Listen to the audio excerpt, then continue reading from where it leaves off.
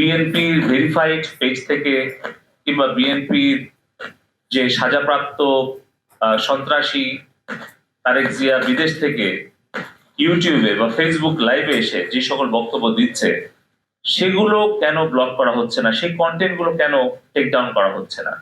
এই ফেসবুকে গুজব মিথ্যা তথ্য ছড়িয়ে যখন উস্কানি দেওয়া হয় তার প্রেক্ষিতে কিন্তু তার বেশ কয়েক ঘন্টা পর আরো 5 জনের মৃত্যু হয়। তাহলে আমরা বলেছি যে এই মৃত্যুর দায় কি ফেসবুক এড়াতে পারে? ফেসবুক, ইউটিউব এবং টিকটককে এবং সোশ্যাল মিডিয়া যারা পপুলার প্ল্যাটফর্ম আছে তাদেরকে আমরা একটা চিঠি দিয়েছি বিটিআরসি থেকে। আমরা চিঠিতে লিখেছি যে গত 1 মাসে আমাদের দেশে ঘটে যাওয়া বিভিন্ন অনাকাঙ্ক্ষিত সহিংসতা এবং বিভিন্ন ধরনের যেই প্রচার গুজব, আপনি যেটা যথার্থই বলেছেন যে গুজব মিথ্যা অপপ্রচার এগুলো ছড়িয়ে যে বিশৃঙ্খল অবস্থা সৃষ্টি করেছে একদল ষড়যন্ত্রকারী, সেগুলোর বিভিন্ন প্ল্যাটফর্ম বিভিন্ন কন্টেন্ট আমরা তাদেরকে বিভিন্ন সময় পাঠিয়েছি, কিন্তু যতটুকু তারা কন্টেন্ট টেক ডাউন করেছে, যতগুলো প্ল্যাটফর্ম তারা ব্লক করেছে সেই সংখ্যাটা অতি নগণ্য এবং এটা অগ্রহণযোগ্য আমাদের কাছে।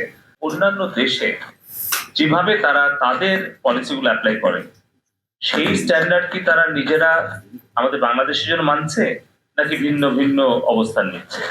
আমরা দেখতে পাচ্ছি যে আমাদের বাংলাদেশ আওয়ামী লীগের সমর্থনে যেই পেজগুলো যেই ফেসবুক অ্যাকাউন্টগুলো কাজ করত কিংবা যেগুলো চিলড্রেন অ্যাবিউজ কিংবা আপনার আপনার আমাদের নারীদের প্রতি যে আক্রমণ অথবা অগ্নিসংযোগ অথবা যে ধরনের সন্ত্রাস এবং হত্যাকাণ্ড আমাদের এই গত কিছুদিনে হলো প্রচারণা গুজবের কারণে, সেগুলোর ব্যাপারে তারা কোনো ধরনের দায়িত্বশীল কোনো প্রতিক্রিয়া দেখায়নি বা কোনো ধরনের ভূমিকা রাখেনি।